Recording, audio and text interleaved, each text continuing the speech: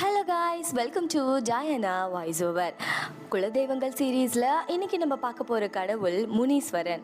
இந்த முனீஸ்வரன் அப்படிங்கிற கடவுள் நல்லது கெட்டது ரெண்டையும் சரிசமமாக கொண்ட ஒரு கடவுள் அப்படின்னு சொல்லப்படுது.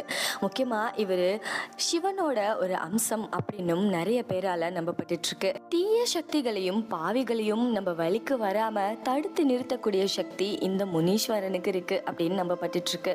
அது மட்டும் இல்லாமல் முனீஸ்வரனை நம்புறவங்களுக்கு அவங்களோட அன்பு, அருள், பாதுகாப்பு இது மூணுமே தடையே இல்லாம கிடைச்சிக்கிட்டே இருக்குமா.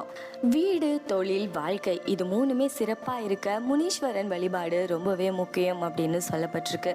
முக்கியமா எதிரிகள் கிட்ட இருந்து வரக்கூடிய அந்த ஆபத்துல இருந்து தப்பிக்க முனீஸ்வரனை நாடி நிறைய பேர் போவாங்களாம்.